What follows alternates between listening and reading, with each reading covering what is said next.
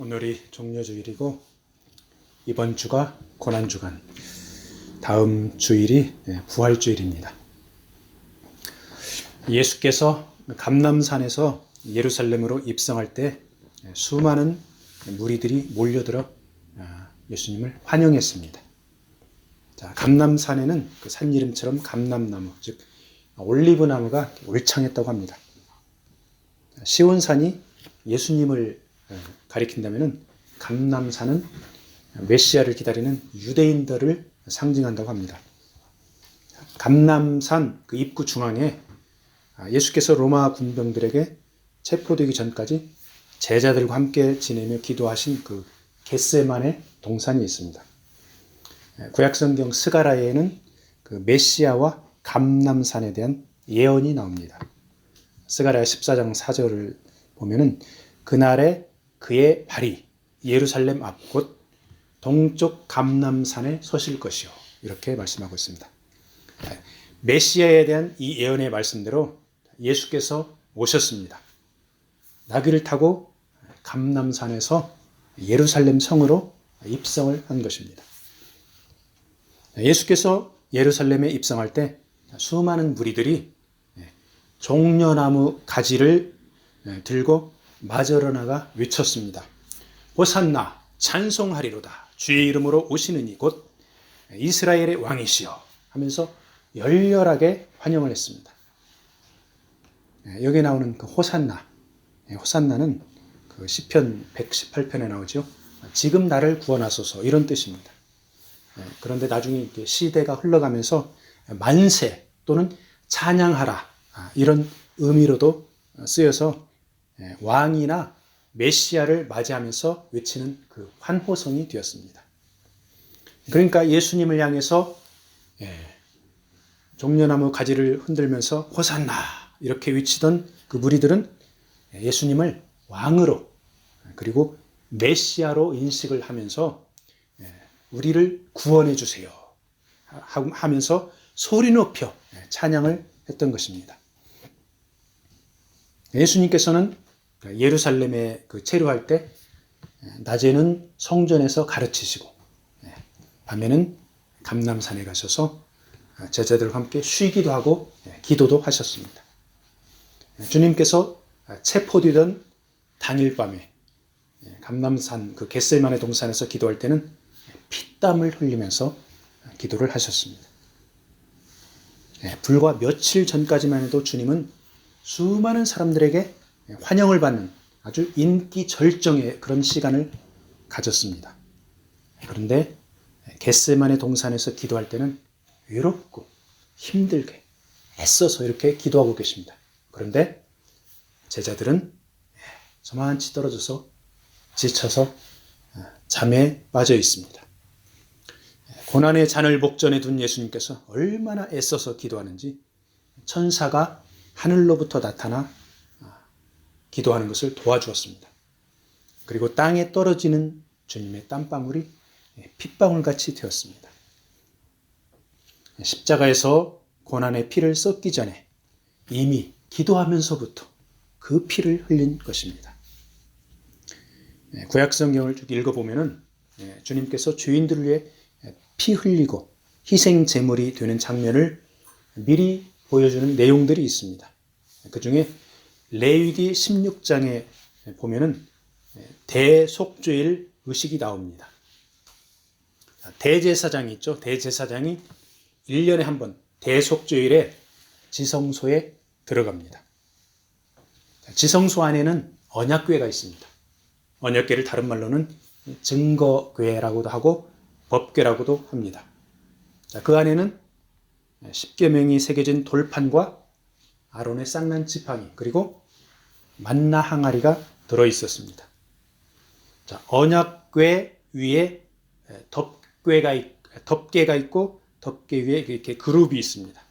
그 덮개를 우리말로 속죄소 또는 시은좌라고 합니다. 속죄소를 영어로는 atonement cover 그리고 시은좌는 mercy seat라고 합니다. 시은좌가 이렇게 한문식으로 해가지고 좀 어려운 말인데, 시는 베풀다, 은은 은혜, 좌는 그 이제 자리, 플레이스라는 말입니다. 그래서 시은좌, mercyship, 은혜를 베푸는 곳이라는 말입니다. 그러니까 이 속죄소, 죄를 대속한다는 말이죠. 죄를 대속하는 것이 바로 하나님의 은혜로 말미암다. 그런 말씀입니다. 대제사장은 향을 채운 향로와 희생 제물의 피를 가지고 지성소에 들어갑니다. 여호와 앞에서 분향하여 향연으로 증거의 위, 속죄소를 가리우게 합니다. 그리고 희생제물 수송아지의 피를 취해서 속죄소 동편에 뿌리고 또 손가락으로 그 피를 속죄소 앞에 7번 뿌립니다. 하나님 아버지께서 피를 보시고 죄를 사하여 주실 것을 간구하는 의미입니다. 7번 피를 뿌렸죠. 7번 피를 뿌린 것은 예수 그리스도의 완전한 속죄를 예표합니다. 7이라는 숫자, 성령의 역사를 나타냅니다. 완벽하게 속죄를 완성했다는 말입니다. 대제사장인 예수께서 십자가를 향하는 길에서 그리고 십자가 위에서 정확히 7번 피를 흘렸고 죄인들을 위한 구원을 완성하신 것입니다. 주님께서 희생제물이 되어 7번 피 흘린 내용을 같이 한번 살펴보도록 하겠습니다. 첫 번째 피 흘리심, 바로 오늘 말씀 함께 읽었죠. 감람산 겟세마네 동산에서 힘쓰고 애써서 기도할 때 땀방울이 핏방울처럼 변했습니다. 우리 주님은 하나님의 아들이면서 한편으로는 완전한 사람이었습니다. 죄인된 사람들의 죄를 용서하기 위해 철저히 사람의 모습을 입으신 주님은 고난의 십자가를 앞두고 번뇌하면서 기도한 것입니다. 주님 앞에 놓인 고난은 우주 가운데 그 누구도 대신할 수 없는 오직 메시아 예수께서만이 마셔야 할 잔이었습니다. 그래서 주님은 이 잔을 내게서 옮기시옵소서. 그러나 내 원대로 마시옵고 아버지의 원대로 되기를 원하나이다. 이렇게 기도한 것입니다. 주님께서 피땀 흘려 기도할 때 제자들은 지쳐 잠들어 있었습니다. 이 제자들의 모습이 바로 우리들의 모습입니다. 제자들이 그때에는 비록 연약하고 지쳐 있었지만 주님 부활 승천 후에는 복음을 전하면서 순교하는 그런 제자들이 될 수 있었습니다. 피땀 흘려 기도하는 주님의 기도를 하나님은 보셨고 제자들에게 커다란 사랑과 은혜를 베풀어 새 힘을 주신 것입니다. 두 번째 피 흘리심. 사람들이 주님의 얼굴을 주먹으로 치고 때렸습니다. 마태복음 26장 67절에 이에 예수의 얼굴에 침 뱉으며 주먹으로 치고 혹은 손바닥으로 때리며 이렇게 나와 있습니다. 여러분들 혹시 얼굴을 주먹으로 맞아본 적 있습니까? 얼굴을 주먹으로 때린다는 것은 상대방을 멸시하는 그런 행동입니다. 주먹에 맞은 얼굴에서 피가 났고 때리는 사람들은 침을 뱉으며 모욕을 주었습니다. 이사야 53장 3절 말씀의 예언대로 주님은 멸시를 받아 사람들에게 버림받은 그런 상태가 된 것입니다. 주님께서 이렇게 수치와 멸시를 당했기 때문에 죄 가운데서 좌절하는 사람들의 수치심을 치유할 수가 있는 것입니다. 가늠하다 군중들 앞에 끌려 나온 여인, 그 여인의 수치심이 얼마나 견디기 힘들었을까요? 주님은 돌을 들고 여인에게 던지려는 그런 무리들에게 죄 없는 자가 먼저 치라 이렇게 말씀합니다. 너희들이 돌을 던지려는 저 여인이나 너희들이나 다 같이 수치스러운 죄인들이라는 것입니다. 죄가 전혀 없으신 주님이 죄인들을 위해 수치와 멸시를 감당했습니다. 그 주님 앞에 회개하고 나가면 수치심을 치유받을 수 있는 것입니다. 세 번째 피 흘리심. 주님은 로마 군병들에게 채찍질 당하면서 피를 흘렸습니다. 요한복음 19장 1절에 이에 빌라도가 예수를 데려다가 채찍질 하더라. 이 채찍질은 로마 형법에 의한 것으로 외국인들이나 노예들에게 주는 형벌이었습니다. 이런 형벌을 가할 때는 죄수를 벌거벗겼습니다. 기둥 같은 데 매달고 채찍으로 마구 때렸습니다. 채찍으로 너무 심하게 때리면 매맞는 죄인들은 피를 흘리고 살점이 떨어져 나가고 심지어 죽는 일도 있었습니다. 여러분들 영화 패션 오브 크라이스트 다 보셨죠? 거기 영화에 보면은 주님께서 채찍질 당해서 온몸이 피투성이가 된 그런 장면이 나옵니다. 그 영화에서 예수님 역을 맡은 배우가 제임스 카비젤입니다. 이 제임스 카비젤은 독실한 가톨릭 신자라고 합니다. 이 제임스 카비젤이 촬영 중에 소통 문제로 인해서 안전장치를 하지 않은 곳에 채찍을 실제로 맞기도 했습니다. 그리고 십자가형을 그런 장면을 찍을 때는 체중이 90kg 나갔는데 나중에 너무 힘이 들어가지고 몸무게가 70kg까지 줄어들었습니다. 그래서 의사가 이 제임스 카비젤을 보더니 계속 이렇게 힘들게 촬영하다가 죽을 수가 있습니다. 이렇게 경고를 했습니다. 이때 제임스 카비젤은 주님께서 저의 신앙심을 시험하고 계신 것입니다.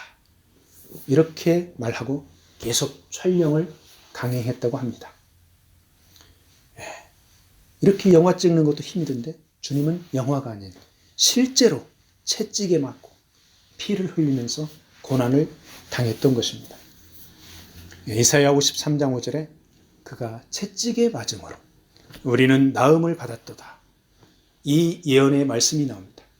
주님께서 채찍에 맞아서 피투성이가 됨으로 인해 죄인들의 몸과 마음이 우리들이 치유를 받을 수 있는 것입니다. 네 번째 피 흘리심. 주님은 수염까지 뽑히며 피를 흘렸습니다. 이사야 50장 6절에 나를 때리는 자들에게 내 등을 맡기며 나의 수염을 뽑는 자들에게 나의 뺨을 맡기며 수욕과 침뱉음을 피하려고 내 얼굴을 가리우지 아니하였느니라. 주님께서는 온몸이 채찍으로 맞고 주먹으로 맞고 수염이 뽑히고 침뱉음을 당하면서 극도의 고통과 수치를 함께 당한 것입니다. 사탄은 이렇게 하면서 주님을 철저하게 모욕하고 고통을 주었고 자신이 이긴 줄로 여겼을 것입니다. 루마니아 공산 정권에서 감옥살이를 한 리차드 범브란트 목사님이 있습니다. 저번에도 한번 같이 나눴죠. 리차드 범브란트 목사님이 그 발목에 톱날로 된 그 족쇄를 채워줬습니다. 그 안쪽은 톱날로 된 그 족쇄를 발로 채웠으니까 얼마나 아프고 피가 났겠어요. 도망가지 말라고. 그리고 거꾸로 매달려서 매질을 당하는 등 극심한 고문을 이렇게 감옥에서 당했습니다. 이 리차드 범브란트 목사님이 고문당할 때 주님의 고난을 생각하며 그 고통을 견뎌냈다고 합니다. 없는 죄를 뒤집어 씌워서 그리스도인을 핍박하고 탄압하는 그런 공산 정권이 죄 없으신 주님을 죽이려는 그 사탄의 세력과 꼭 닮았습니다. 리차드 범브란트 목사님은 주님 예수 보혈의 공로로 루마니아 공산 정권에 맞서 예수 그리스도의 이름을 나타냈던 것입니다. 다섯 번째 피 흘리심. 주님은 가시관에 머리를 찔려 피를 흘렸습니다. 마태복음 27장 28절 말씀. 가시 면류관을 엮어 그 머리에 씌우고 갈대를 그 오른손에 들리고 그 앞에서 무릎을 꿇고 희롱하여 가로되 유대인의 왕이여 평안할지어다 하며 로마 군병들은 주님께 유대인의 왕이여 부르며 조롱을 했습니다. 그렇지만 사실 우리 주님께서는 만왕의 왕이시오 만주의 주이십니다. 로마 지배하에 힘들어하던 유대 종교 지도자들은 정치적인 메시아를 기다렸습니다. 그래서 예수님께서 메시아로 왔지만 예수님을 알아보지 못했습니다. 유대인들에게 세속적인 왕의 모습으로 비춰지지 않은 예수님, 그 예수님이 배척을 당하고 조롱을 당했습니다. 그렇지만 주님은 유대인뿐만 아니라 모든 인류의 통치자인 왕이신 예수 그리스도이십니다. 시편 2편 6절에 보면은 내가 나의 왕을 내 거룩한 산 시온에 세웠다 하시리로다 이렇게 말씀하고 있습니다. 메시아 예수께서 유대인의 왕이라는 그런 예언의 말씀입니다. 그리고 예레미야 23장 5절에 나 여호와가 말하노라 보라 때가 이르리니 내가 다윗에게 한 의로운 가지를 일으킬 것이라 그가 왕이 되어 지혜롭게 행사하며 세상에서 공평과 정의를 행할 것이며 이렇게 기록하고 있습니다. 다윗의 자손 예수께서 왕으로 통치할 것을 말씀하고 있는 것입니다. 세상 나라 왕들은 권력으로 힘으로 백성들 위에 군림합니다. 그러나 예수께서는 사람들이 주님을 왕으로 선택하기를 기다리고 계십니다. 예수님 시대나 지금이나 대부분의 사람들이 예수님을 왕으로 인정하지도 않고 오히려 배척하고 있습니다. 그렇지만 우리 주님을 왕으로 인정하고 통치를 받는 사람들에게 바로 하나님의 나라가 그런 사람들의 것입니다. 예수님께서는 마지막 때에 하나님의 영광으로 천사들과 함께 와서 각 사람들이 행한 대로 심판하실 것입니다. 여섯 번째, 피 흘리심. 예수님께서는 십자가 위에서 손과 발에 못 박혀 피를 흘렸습니다.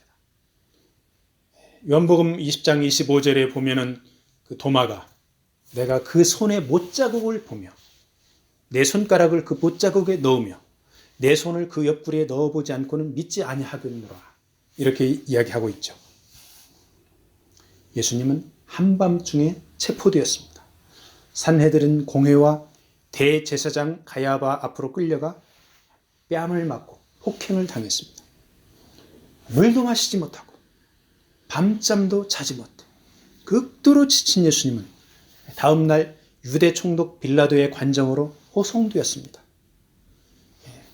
이른 아침에 빌라도에게 재판을 받고 십자가형을 사형 선고를 받았습니다. 그리고 제3시에 십자가에 못 박혔습니다. 제3시는 오전 9시입니다. 제9시에 오후 3시에 다 이루었다 이렇게 말씀하시고 숨을 거두었습니다. 손과 발에 못을 박아 십자가에 매달으면 오랜 시간 고통을 당하면서 천천히 죽어갑니다. 극도로 탈진하고 탈수된 상태, 그리고 숨을 쉬지 못해 호흡곤란으로 일찍 사망을 하기도 합니다. 두 팔을 이렇게 쭉 뻗은 상태에서 손목에 못을 박으면 이 가슴 근육이 수축과 이완 작용을 할 수가 없습니다. 손을 쫙 뻗어 십자가에 못 박혔으니까. 그래서 숨을 쉬지 못하니까 질식해서 이렇게 사망을 하게 되는 것입니다. 이사야 선지자는 주님의 고난에 대해 명확하게 예언하고 있습니다. 이사야 53장 5절 말씀. 그가 찔림은 우리의 허물 때문이요 그가 상함은 우리의 죄악 때문이라. 그가 징계를 받음으로 우리는 평화를 누리고 그가 채찍에 맞음으로 우리는 나음을 받았도다.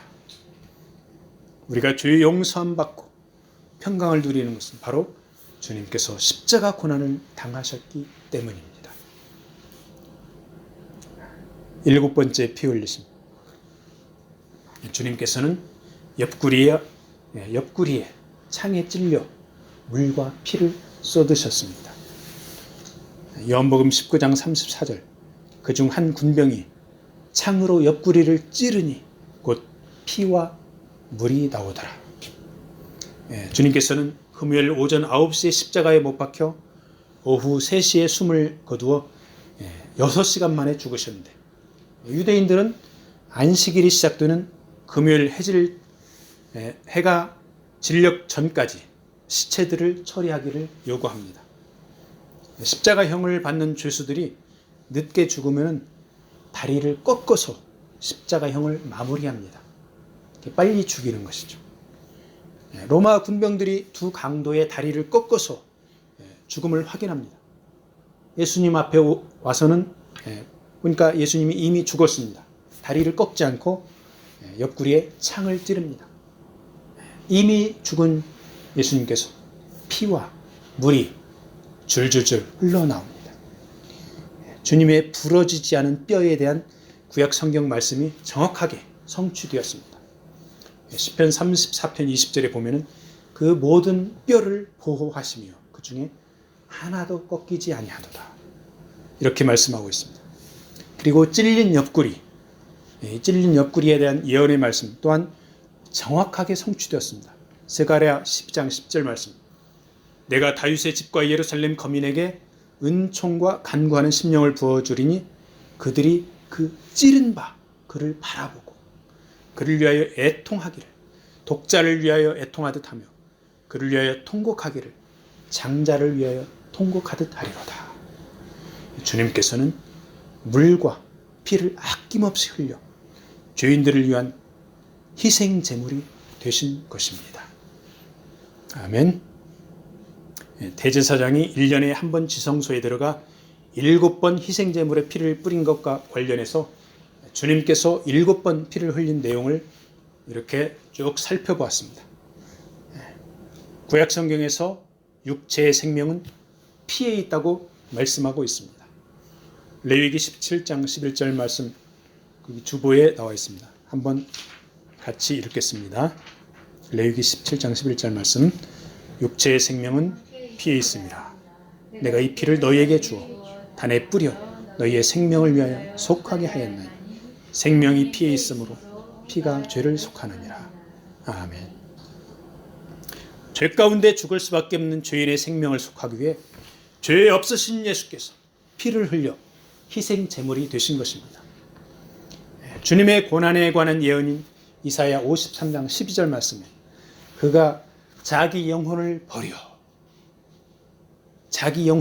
사망에 이르게 하며 범죄자 중 하나로 헤아림을 입었음이라. 그러나 실상은 그가 많은 사람의 죄를 지며 범죄자를 위하여 기도하였느니라. 이렇게 기록하고 있습니다. 이사야 53장 12절 말씀에 영혼, 자기 영혼을 버려의 영혼과 레위기 17장 11절 말씀의 생명의 원어는 같은 히브리어 단어 네페쉬입니다. 주님께서 우리 죄를 대속할 때 자기 영혼을 버려 주님의 피에 자신의 생명을 쏟아 부으신 것입니다. 창조주 하나님께서 아담을 창조할 때 생기를 불어넣어 생명을 주셨고 우리 주님은 우주에서 가장 소중한 자신의 피에 생명을 담아 죄인들에게 새 생명을 주신 것입니다.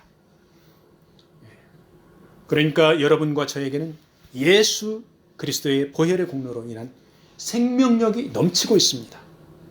그리고 주님과 연합 가운데 사단과 싸워서 승리할 수 있는 것입니다. 죄를 용서받을 수 있는 다른 길은 없습니다.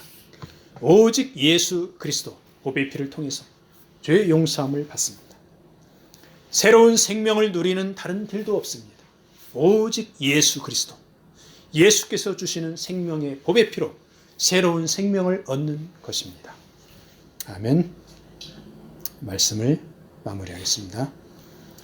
레위기 말씀처럼 동물이나 사람의 생명은 피에 있습니다.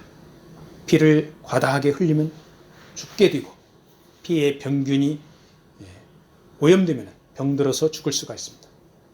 우리 인체에서 가장 소중한 것이 우리 인간의 피라면 주님의 피 한 방울은 그 어느 것과 바꿀 수 없는 우주에서 가장 고귀한 피입니다. 주님께서는 그 피를, 물과 피를 전부 다 쏟아 흘리셨습니다. 주님이 피를 흘림으로 인해 우리가 죄 용서함을 받았고 새 생명을 얻었습니다. 주님께서는 여전히 잔과 떡을 통하여서 주님의 피와 살을 기념하고 주님과 연합하기를 원하고 있습니다. 그리고 이 죄 용서함과 새 생명의 기쁜 소식을 이웃들과 나누기를 원하십니다. 이번 한 주간 고난주간인데 주님의 십자가 보혈을 깊이 묵상하며 주님과 연합하고 이웃들에게 사랑을 베풀고 주님의 향기를 나타내기를 축복합니다. 아멘.